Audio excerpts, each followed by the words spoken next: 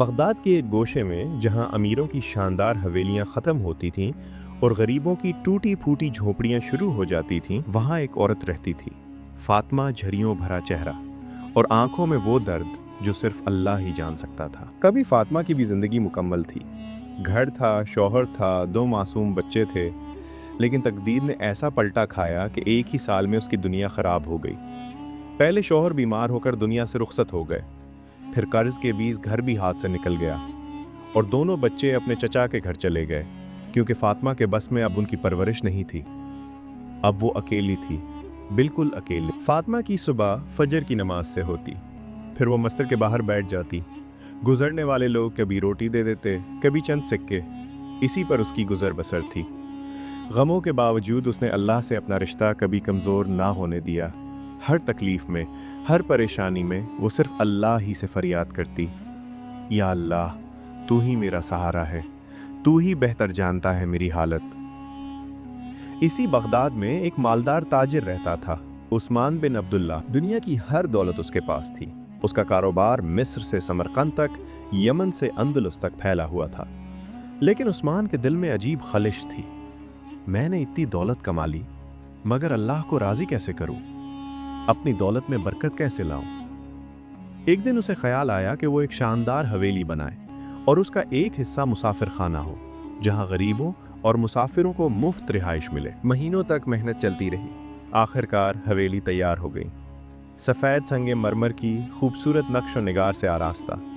لیکن عثمان کو کچھ کمی محسوس ہوئی۔ اس حویلی میں روح نہیں ہے، خوشبو نہیں ہے۔ اسی دوران سمرقند سے ایک قافلہ بغداد آیا۔ وہ اپنے ساتھ لایا ایک نایاب عطر، دنیا میں صرف 3 جگہ موجود ہے۔ قافلے والوں نے کہا، یہ عطر ہزاروں گلابوں اور نایاب اجزاء سے تیار ہوا ہے۔ قیمت تھی 10,000 دینار۔ عثمان نے فوراً خرید لیا۔ عطر کی شیشی کھولی تو پورا بازار مہک گیا۔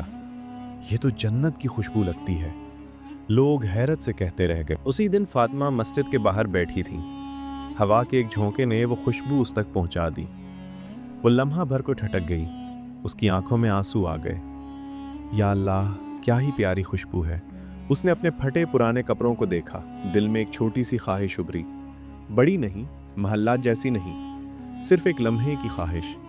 یا اللہ، کاش ایک بار میں بھی یہ خوشبو اپنے اوپر لگا سکوں۔ پھر فوراً خود ہی کہہ دیا، لیکن اگر یہ میرے نصیب میں نہیں تو میں راضی ہوں، جو تو چاہے بہتر کرے۔ ادھر عثمان نے اپنے وفادار خادم حمزہ کو وہ قیمتی عطر لے جانے کا حکم دیا تھا۔ حمزہ، بڑا قیمتی ہے، بہت سنبھال کر لے جانا۔ حمزہ چل پڑا۔ راہ میں وہ مسجد کے قریب سے گزرا جہاں فاطمہ بیٹھتی تھی۔ اسی وقت اس کے دل میں غریبی کا درد جاگ اٹھا۔ میں نے ساری عمر محنت کی، پھر بھی میری بیٹی کی شادی تک کا خرچ پورا نہیں۔ اس غم میں اس کا ہاتھ لرزا اور اچانک وہ قیمتی شیشی زمین پر گر کر چکنا چور ہو گئی۔ ہزاروں دینار کا عطر گلی میں بہہ گیا، خوشبو ہر طرف پھیل گئی۔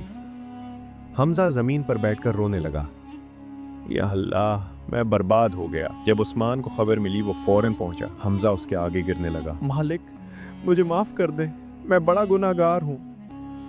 عثمان کا چہرہ غصے سے سرخ ہو گیا، مگر چند لمحوں بعد وہ رک گیا، گہری سانس لی۔ حمزہ، جو اللہ کی مرضی تھی وہی ہوا۔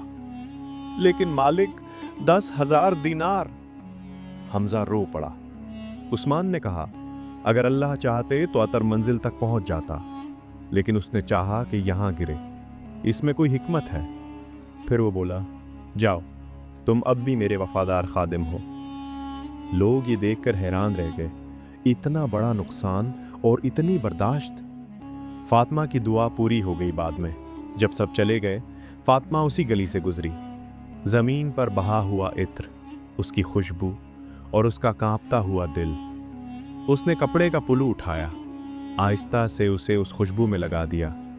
کپڑا مہکنے لگا، جنت کی طرح، اور فاطمہ کی آنکھوں سے آنسو بہنے لگے۔ یا اللہ، تو نے میری چھوٹی سی دعا سن لی، میں نے صرف سوچا تھا، تو نے فوراً پوری کر دی۔ وہ سجدے میں گر کر روتی رہی، شکر کے آنسو۔ عثمان کی بیوی کو پتہ چلا، پھر عثمان کو۔ عثمان فوراً فاطمہ کے جھونپڑے پہنچا۔ فاطمہ بیوی، مجھے پتہ چلا کہ وہ عطر آپ کے لیے تھا، اللہ نے مجھ سے خرید کروایا، حمزہ کے ہاتھ سے گروا دیا تاکہ وہ آپ تک پہنچے۔ فاطمہ حیران رہ گئی۔ عثمان نے آگے کہا، آج سے آپ کے لیے میرے گھر کے پاس ایک چھوٹی کوٹھی ہے اور ہر مہینے کا خرچ بھی۔ فاطمہ رو پڑی، میں اس قابل کہاں؟ عثمان نے جواب دیا، جس کو اللہ چن لے اس کو کوئی کم نہیں سمجھ سکتا۔ کھیل پلٹ گیا، قسمت بدل گئی، فاطمہ کی زندگی بدل گئی۔ گھر ملا، عزت ملی، سکون ملا، اور سب سے بڑھ کر ایمان مضبوط ہوا۔ وہ بچوں سے کہتی، اللہ ہر دعا سنتا ہے، چھوٹی ہو یا بڑی، بس دل سچا ہو، نیت پاک ہو اور یقین مضبوط ہو۔ اور یوں ایک غریب عورت کی چھوٹی سی دعا نے پوری بغداد کو یہ سبق دیا کہ اللہ ہر کسی کی دعا سنتا ہے۔